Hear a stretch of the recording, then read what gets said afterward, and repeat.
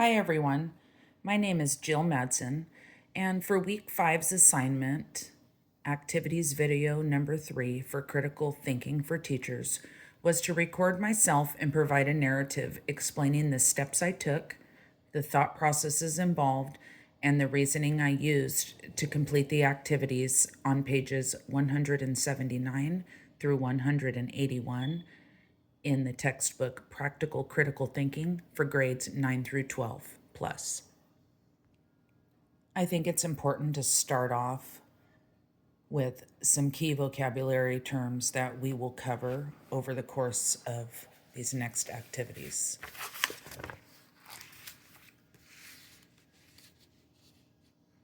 The first activity is titled 5.9 Individual Activities. And you will see a lot of notes on my textbook. What I normally do is write down anything that seems to stand out or seems to be of any importance. And particularly on this page, I wrote down the key terms and what should be associated with them. So the directions for this page include the following. The title is Officer on Duty. You're the officer on duty to evaluate arguments. So for the problems on the next 2 pages, determine if the arguments are deductive or inductive and then evaluate them in the appropriate column. Use the information below to help you as you evaluate the arguments. No key information has been ignored that would require a different conclusion. So all of the bullet points here are going to be what we cover on the next 2 pages. This here is page 179. The next 2 pages on page 180 and 181 will cover 8 different arguments that will include the key vocabulary terms. Those key vocabulary terms would be deductive arguments, which is a logical construction where premises guarantee the truth of the conclusion.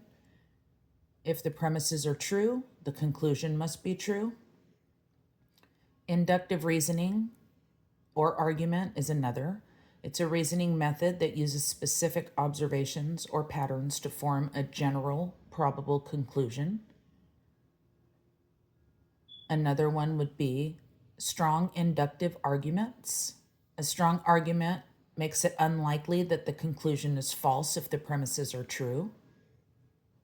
Another one would be weak inductive arguments. A weak argument occurs when the conclusion does not follow from the premises, even if they are true. And then we're going to come across cogent and cogency, the quality of being convincing, persuasive, and logically sound, often used to describe arguments that are clear, evidence-based, and difficult to refute. As we move on to page 180, I would like to go in depth with some of these questions. As many as time permits, I will get through. So the very first number 1 argument says, the weatherman said on the television that it is going to rain today, so it will rain today. Well, my choices are deductive. If it is deductive, is it valid or invalid? Is there true premise behind it? Yes or no? And the evidence, is it sound or unsound? Or what I have chosen is that it is an inductive argument. It is strong. It's true premises. Was there any key evidence ignored that requires a different conclusion? I put no. It's possible that if maybe we looked at a different weather pattern or something along those natures, or if the weatherman was not credible or inaccurate in previous weather forecasts, then we could argue it there. So it's not fully cogent, but I did mark it as cogent because there's a strong inductive argument with true premises. So after completing the first argument, I was thinking to myself that it might be easier if I make myself a chart so that I can figure this out easier. I guess the goal is to work smarter, not harder. And I came up with a few different steps. Step one being, what type of argument is this? Step two, evaluate the strength or the validity. Step three, evaluate the truth of the premises. Step four, evaluate the soundness. Step five, consider the key evidence that's been ignored. And so at the end of it, I could put myself together a small little summary, meaning, what types here are the strengths, the premises, and the cogency. So for the second argument, we're going to deal with something a little bit different. It says, all Olympic gold medalists are amazing athletes. Missy Franklin and Allison Schmidt from the United States each won 5 gold medals in the 2012 Summer Olympics. It follows that Missy Franklin and Allison Schmidt are amazing athletes. Well, this is true. If they won gold medals, they have to be amazing athletes, correct? And if the premises are true, the rules we read, so should the conclusion. So on my choices, the choices are just like argument number one. I went ahead and went with a deductive argument with validity. The premises are true. And it is sound. It's a valid deductive argument with true premises. As we move on to argument 3, it states, Mark is an introvert. So Mark is a person who likes to be the life of the party.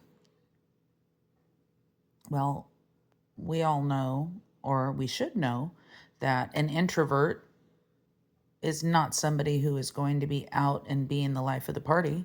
An introvert is somebody who likes to keep to themselves and completely opposite of the life of the party.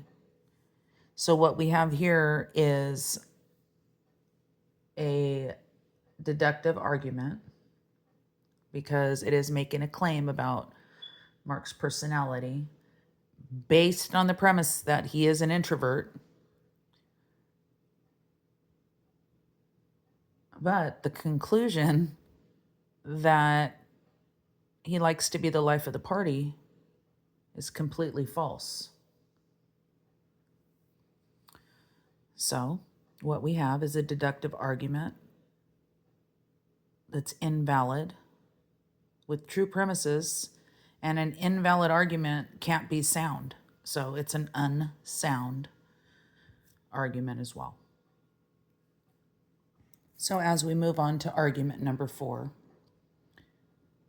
the very first word in it, it uses the word either. It says either Wookiees are large, hairy, primate-like creatures, or Wookiees are frog dogs.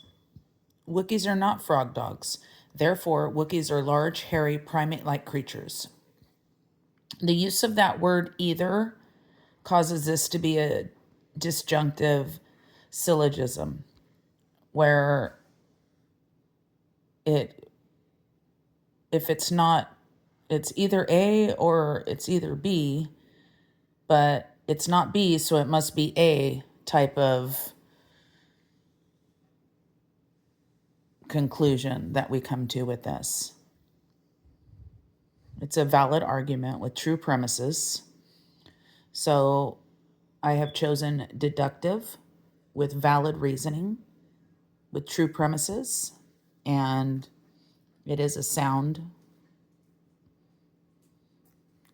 reasoning. Moving on to number 5, we encounter another question that has a little bit of sway in it. Number 5 says, Margaret Thatcher was the Prime Minister of Great Britain, so she must be a citizen of Ireland.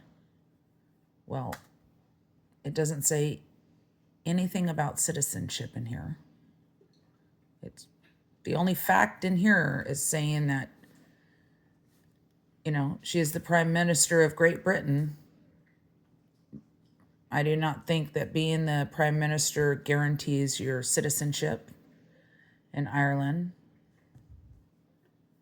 At the end of the day, you belong to the United Kingdom, not Ireland. So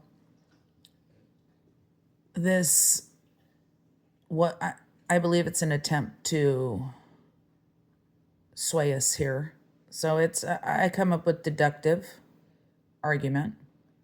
It's invalid because being the Prime Minister does not guarantee your citizenship.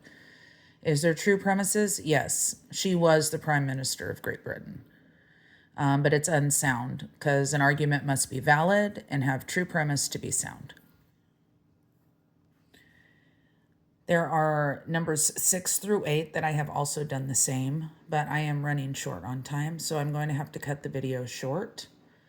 You're more than welcome to pause and look at my notes, but thank you so much for joining for this activities video number 3. I hope you have a great evening, and thank you for watching.